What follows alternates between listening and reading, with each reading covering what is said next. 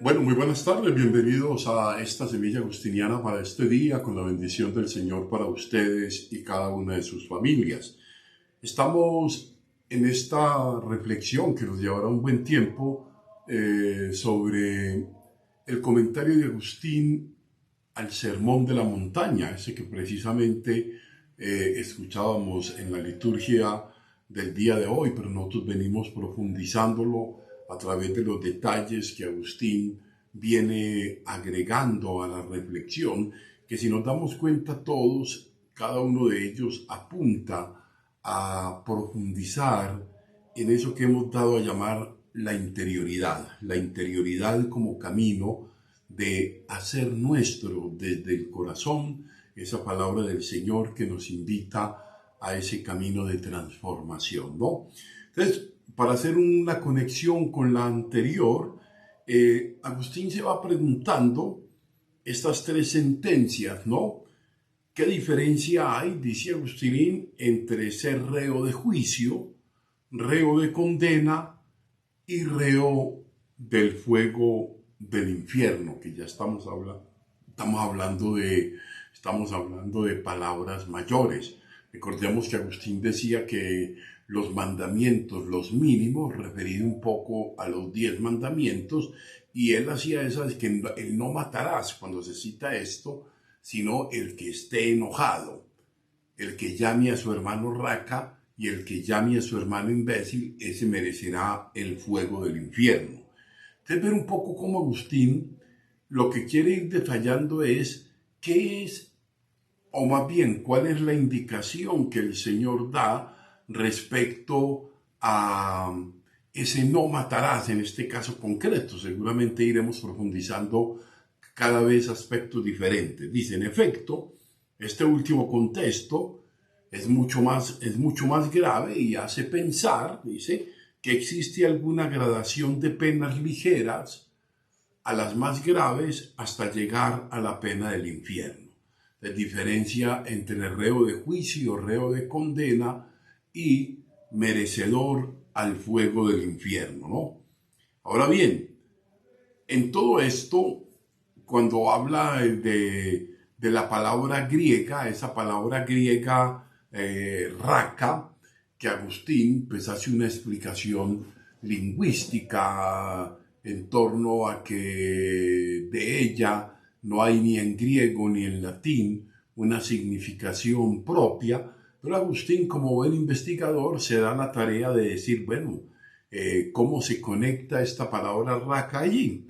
Entonces, dice que lo más probable, hablando con un intérprete latino, con alguien que le da una razón acerca de ese contexto, lo más probable, dice, es la versión que se ha tomado de un hebreo cuando le he preguntado a este propósito. Dice, me dice, ¿qué es un sonido raca? Es un sonido, dice, que no significa nada, sino un sonido que manifiesta un movimiento súbito de ánimo indignado. Esto es bien interesante.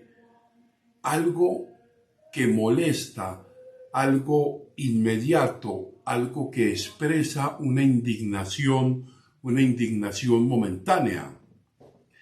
Los gramáticos, continúa Agustín pues explicando, los gramáticos llaman interjección a estas pequeñas partículas de oración que expresan algún tipo de ánimo conmocionado, como cuando se exclama ay, por ejemplo, un estado de ánimo, ay, el que sufre y el iracundo, el cómo, en fin, que son expresiones, dice Agustín, son expresiones propias de todos los idiomas y no tienen fácil traducción en las lenguas, ¿no? Y este es el motivo que ha movido, según dice Agustín, al traductor, tanto griego como latino, de poner la misma palabra, ya que no encontraba una palabra equivalente para interpretarla en el griego o en el latín. Te dejó como la misma palabra allí como a disposición, ¿no? Entonces se da pues Continúa Agustín explicando, se da una gradación en estos pecados. Hay una gradación en estos pecados. Dice, en primer lugar, uno se enoja, es bien interesante esto, uno se enoja y retiene la emoción que se forma en el interior. Un enojo, llamémoslo así, un enojo retenido en el interior, ¿no? Esto es bien interesante. Acto seguido viene la conmoción del ánimo que arranca del que se indigna una expresión de ira. Entonces ese enojo se convierte en ira, diciendo algo que no significa nada, pero que declara la inquietud de ánimo como el mismo arrebato con que mortifica aquel contra quien se enoja, una expresión inmediata que sale a expresar el ánimo alterado, enojado, la ira, pero a través de una expresión, ¿no? Lo cual es ciertamente más culpable si al encenderse la ira fuese ésta reprimida guardando silencio.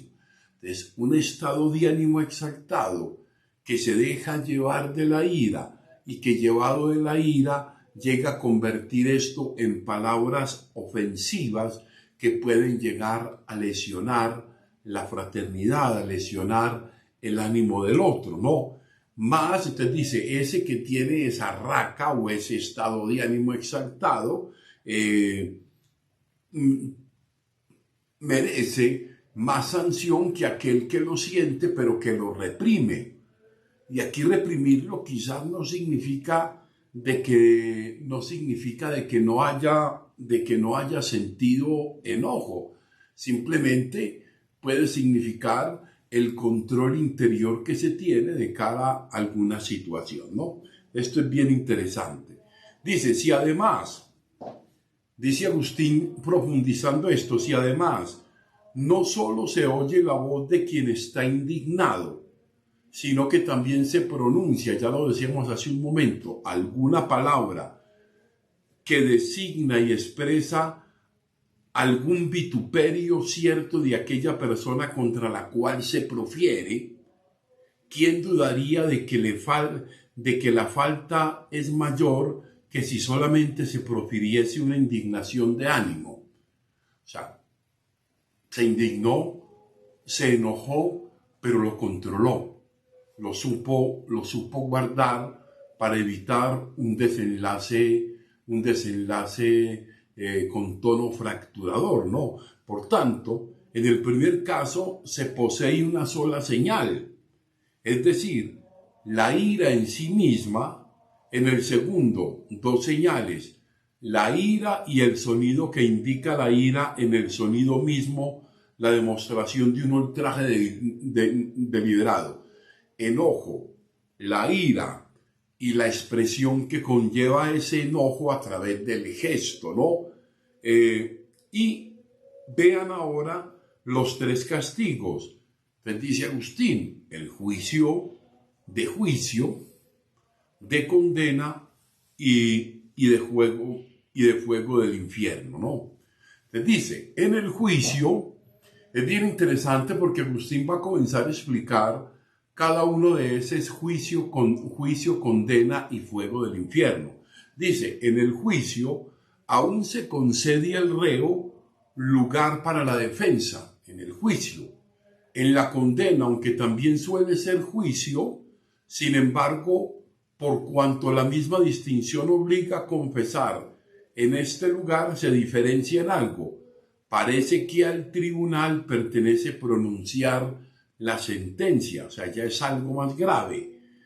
Cuando ya no se trata con el delincuente a fin de conocer si ha de ser condenado, sino que deliberan entre sí los jueces acerca de la pena que conviene imponer al que conste que debe ser condenado. Entonces, hay una cosa es juicio, otra cosa es la condena que ya va a cargo de los jueces. El fuego del infierno realmente no implica duda alguna acerca de la sentencia. Dice, interesante, cómo sucede en el juicio, ni incertidumbre acerca de la pena, como ocurre en el tribunal. Es bien interesante, el fuego del infierno es el máximo, ¿no? Entonces, el fuego del infierno son ciertas tanto las sentencias como como la pena del condenado. Se advierten, por tanto, algunas gradaciones en las culpas como en las penas. Es bien interesante ver que hay todo un proceso que lleva a esa última parte que es la condenación del infierno. Estoy comentando ese texto que me parece que es muy importante. Entonces, ¿quién puede expresar en qué términos son aplicadas de forma invisible las penas a los méritos de las almas?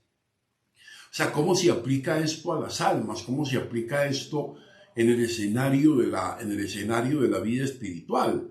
Dice Agustín, continúa él explicando, porque se va a dar el lujo de ir profundizando esto hasta el máximo. Dice, hay que prestar atención a la diferencia que se da entre la justicia de los fariseos y aquella más grande que introduce en el reino de los cielos.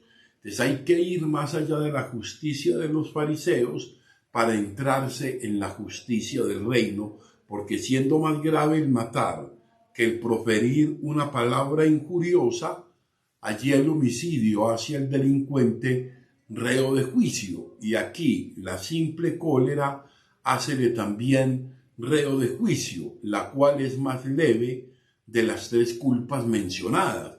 Bien, que es interesante, que no habla solo de la muerte, sino de la capacidad que tenemos para ir matando, para ir destruyendo, para ir asesinando a través del enojo, la ira y lo que dejamos salir a través de ellas. Diga, porque allí se juzga entre los hombres la cuestión del homicidio. Si habla de un homicidio, estamos hablando de esto. La capacidad que tenemos de matar al otro a través de nuestros gestos y a través de nuestra indignación. Desde allí todo se remite al tribunal divino, donde el fin de los condenados es el fuego del infierno. Es bien interesante ver cómo cuando no existe ningún tipo de apoyo, ni de intención de cambio, ni de conversión, pues se da la del condenado al fuego del infierno, ¿no? Entonces, va, si alguno dijese que en una justicia mayor es castigado el homicidio con una pena grave, si con la pena del fuego es castigado el insulto, esto induce a pensar que hay diversidad de infierno. Fíjense que Agustín inicia una especie de especulación, con una gradación incluso para llegar a esa pena máxima, porque estamos hablando precisamente del procedimiento evangélico que apela a la misericordia continua para ser misericordiosos como el Padre es misericordioso. Entonces dice, hay como una diversidad de infierno. Entonces es bien interesante esto.